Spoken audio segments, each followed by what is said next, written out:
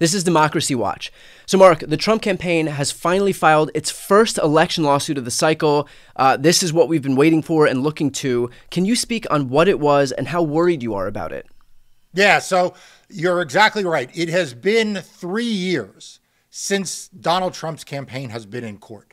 And they have been waiting for the moment. And the moment they have picked is a lawsuit in Nevada that seeks to invalidate a Nevada law that allows ballots that are postmarked by Election Day to be counted. These are mail-in ballots that are postmarked by Election Day to be counted, even if they come in a day or two after the election. This is a big issue. Many states have similar laws, and this has become a much more heightened issue in states like Nevada that have moved predominantly to vote by mail, at the same time that DeJoy at the U.S. Postal Service continues to cut back on the Postal Service, and therefore mail moves slower. So this is a very, very important lawsuit. We've heard Laura Trump lie about this lawsuit already, and it is no surprise that here we have, Donald Trump's campaign finally weighing in court again.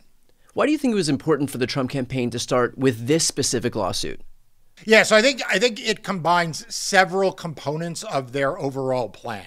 The first is it targets mail-in voting. And we know that Donald Trump and the RNC, even though they seem to be somewhat hot and cold on this, fundamentally they are anti-vote by mail. They are litigating around the country against vote by mail. So it fits within their strategic narrative to make vote by mail harder. The second is, it plays into something that, this is a canary in a coal mine. Okay, they are planting this seed about when ballots should stop being counted, right? So this lawsuit is actually about ballots postmarked by Election Day that come in after the election.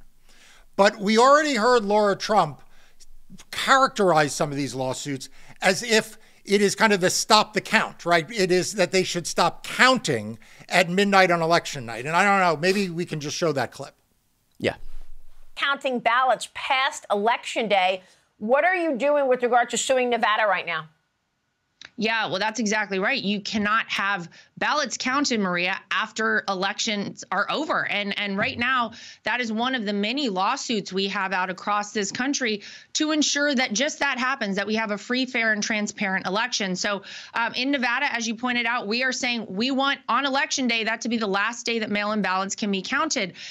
Yeah, so you can see that that she is sort of conflating the issue of stop the count, right, which was Donald Trump saying we don't count any ballots, we stop counting on election night, with this more subtle issue about ballots that are coming in after Election Day. But it's a real window into what the ultimate motivation is here, which I believe is to say three things. Number one, Election Day is only one day. You hear Donald Trump and his campaign say that all the time. What does that mean?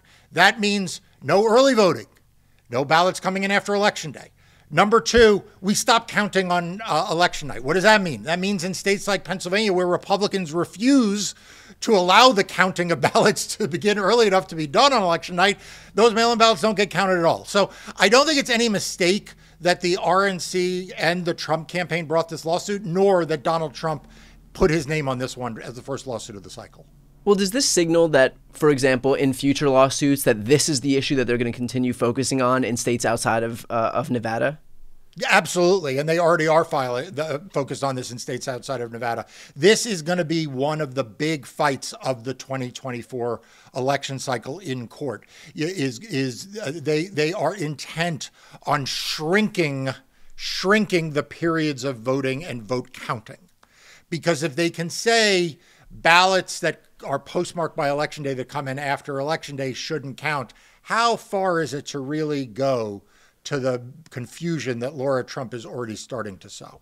Right. Well, what resources can they allocate to lawsuits like this by virtue of it being a Trump campaign lawsuit versus some other lawsuit by the RNC, for example, or outside groups? Like, is there special deference paid, or are there special resources allocated because this is a Trump campaign lawsuit, the first one?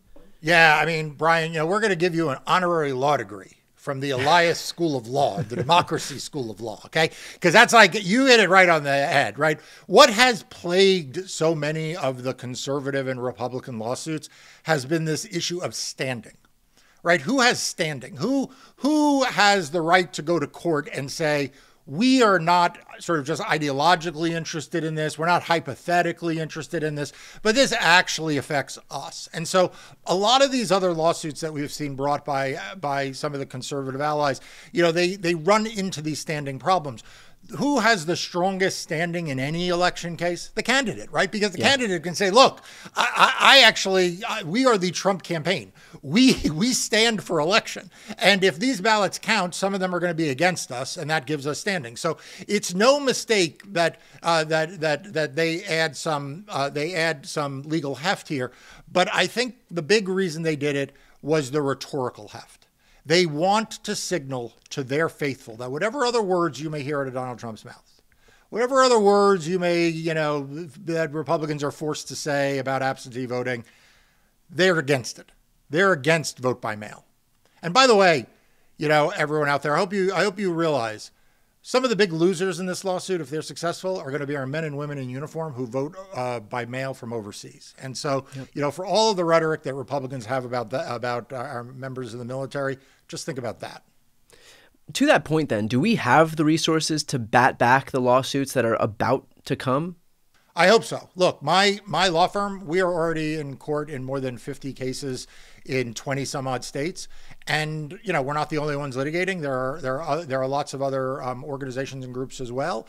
But there's no question that the other side has a well-funded, well-coordinated spider web of litigation outfits challenging free and fair elections. And that's before, by the way, that's before you get to the other groups challenging free and fair elections through other means.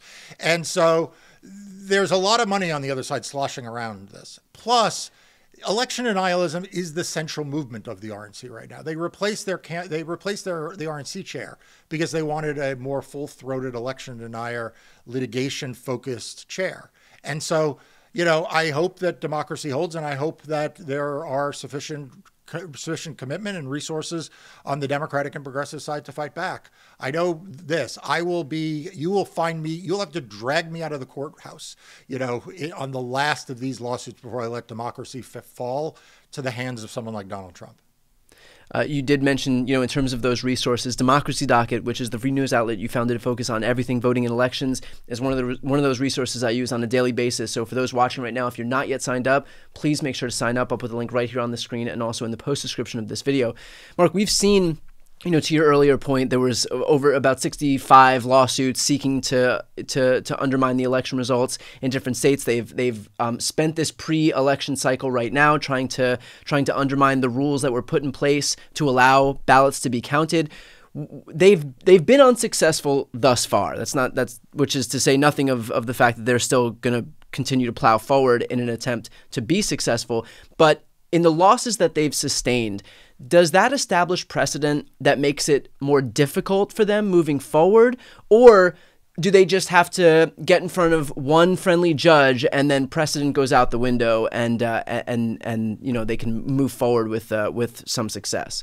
All right, we're going to give you like an honorary doctorate in law now. Like you're hitting on all cylinders today. I think you hit it right, which is the problem is that we have to win almost all the time and they just have to win one big case. Yeah. And, yes, every time they lose, it creates precedent. And that's good, right? Like precedent is precedent. But, we have seen the tragedy of courts ignoring precedent. We saw the tragedy of Roe v. Wade, which was something that even conservative nominees for the Supreme Court described as precedent upon precedent.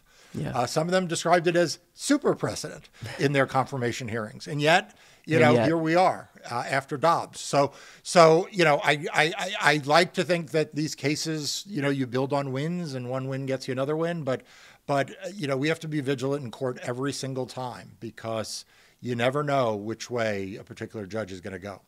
Well, to that point then, it would lend itself to reason that, you know, if Republicans do manage to get a win in some state court, and this is involving federal elections, that it would eventually hop over to the federal court system and could ultimately make its way to the Supreme Court. I mean, if there's some catastrophic ruling that would basically say you can't count any any ballots after midnight, it would get appealed and it would go all the way to the top. So assuming the Supreme Court were to hear something like this, is there any precedent at the Supreme Court that would suggest how they would rule on an issue like this?